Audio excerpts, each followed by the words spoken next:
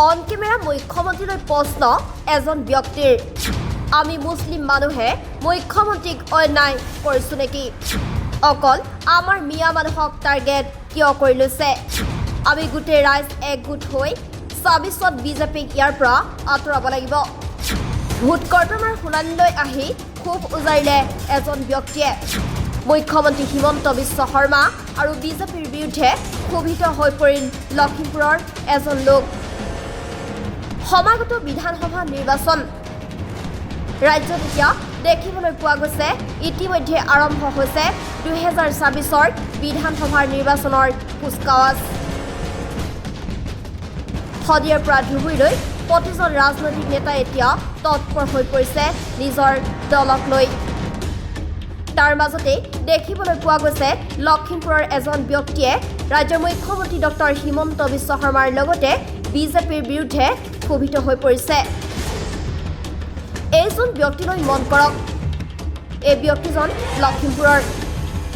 on camera ৰাজ্যৰ মুখ্যমন্ত্ৰী doctor Himanta Biswa শৰ্মালৈ প্ৰশ্ন কৰিছে এইজন ব্যক্তিয়ে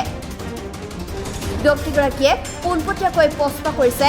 আমি মুছলিম মানুহে মুখ্যমন্ত্ৰীক অন্যায় কৰিছো নেকি যাৰ বাবে অকল আমাৰ মিয়া মানুহক টাৰ্গেট কিয় কৰি লৈছে মুখ্যমন্ত্ৰীয়ে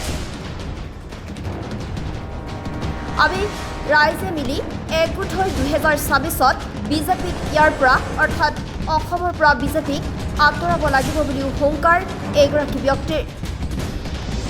ভোট কৰ্তনৰ শুনানিলৈ আহি এনেদৰে ক্ষোভ উজাৰিছে লখিমপুৰৰ এইজন ব্যক্তিয়ে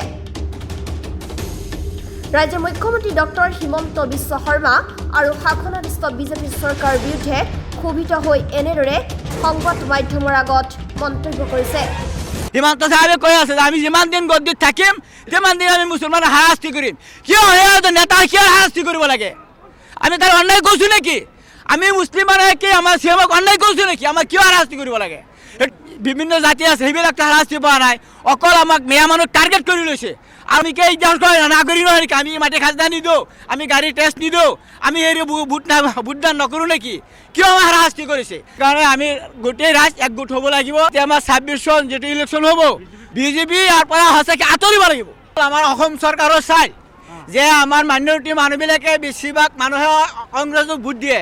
এতিয়া আমাৰ ২৬ত নিৰ্বাচন আহিছে যে আমাৰ মানুহে সচেতন হৈছে যে ভোট কাক দিলে আমি শান্তি পাব শুদ্ধ বিবেচনা কৰি বিবেচনা ভোটটো দিব সেইকাৰণে ভোটৰ আগত সিহঁতে উদাই মুদাই নামবিলাক কাটি আছে চাওক এতিয়া মোৰ দেউতাৰ জন্ম ইয়াত আমাৰ ইয়াত আমি ৪০ চনৰ পট্টা আছে এতিয়া আমাৰ বেলেগৰ নাম কাটি দিছে এতিয়া আমি বিহলক কৈছোঁ কোৱা নহয় এতিয়া আমি কাটা নাই কোনে কাটিছে মানুহেই নাই যেইজনে মোৰ কমপ্লেইন কৰিছে সেইজনে গমেই নাপা অস্তিত্ব নাই সেইবোৰ মানুহৰ হেৰিই নাই এইটো কোনে কৰিলে কমপ্লেইন সেইকাৰণে ইয়াৰ ওপৰত মই গোচৰ কৰিম সঁচাকৈ মই যদি দুখী মোৰ বিচাৰ কৰোঁ যদি মই নিদুখী মানুহ মোক কেনে শাস্তি দিব আমি কি নাগৰিক নহয় নেকি আমি মাটি খাজনা নিদিওঁ আমি গাড়ীৰ টেষ্ট নিদিওঁ আমি হেৰি ভোটদান নকৰোঁ নেকি কিয় আমাৰ হাৰাশাস্তি কৰিছে এইটো মোৰ উপযুক্ত বিচাৰ লাগে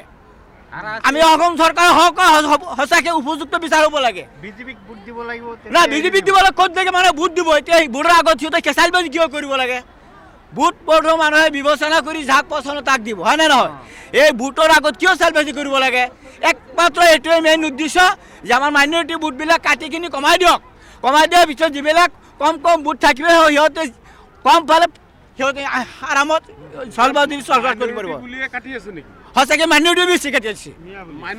আমাৰ মুছলিম মানুহ কৈছে মিয়া মানুহবিলাক কাটিছে সেইটোৱে কওঁ যে আমাৰ অসমৰ বিভিন্ন জাতি আছে সেইবিলাকতো হাৰাশাস্তি পোৱা নাই অকল আমাক মিয়া মানুহক টাৰ্গেট কৰি লৈছে আৰু সি পাৰ্লিমেণ্টৰ বিধানসভাত বহি আঙুলাৰে কৈ আছে আমাৰ CM চাহাবে হিমন্ত চাহাবে কৈ আছে যে আমি যিমান দিন গদ্দিত থাকিম সিমান দিন আমি মুছলমানক হাৰাশাস্তি কৰিম কিয় নেতা কিয় হাৰাশাস্তি কৰিব লাগে আমি তাৰ অন্যায় কৰিছোঁ নেকি আমি মুছলিম মানুহে কি আমাৰ CMক অন্যায় কৰিছোঁ নেকি আমাক কিয় হাৰাশাস্তি কৰিব লাগে সেইটো মোৰ উপযুক্ত বিচাৰ লাগে কিয় বিচাৰ সঁচাকৈ আমাৰ এক আপত্তি তাৰ উপযুক্ত বিচাৰ হ'ব লাগে ভাৰতীয় নাগৰিকক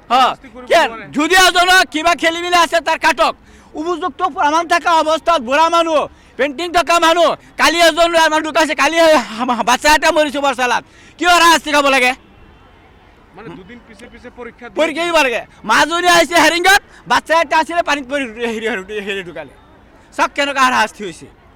কাৰোবাৰ মেডিকেল যাব মানুহজনী হেৰি আছে MSSৰ সেই তাৰ পৰিছে তাত এনেকুৱা অৱস্থা কৰিছে সেইকাৰণে আমি গোটেই ৰাইজ একগোট হ'ব লাগিব এতিয়া আমাৰ 26 চন যেটো ইলেকশ্যন হ'ব বিজেপি ইয়াৰ পৰা সঁচাকৈ আঁতৰিব লাগিব কি কয় আপোনালোকে সিও এনেকৈ মানে হাৰাশাস্তি দি থাকে সেইকাৰণে আমাৰ ভোট দিয়া অৱস্থাত মানুহ সচেতন হৈ ভোট দিব লাগিব মই ইমান আৰু পাব্লিক আছে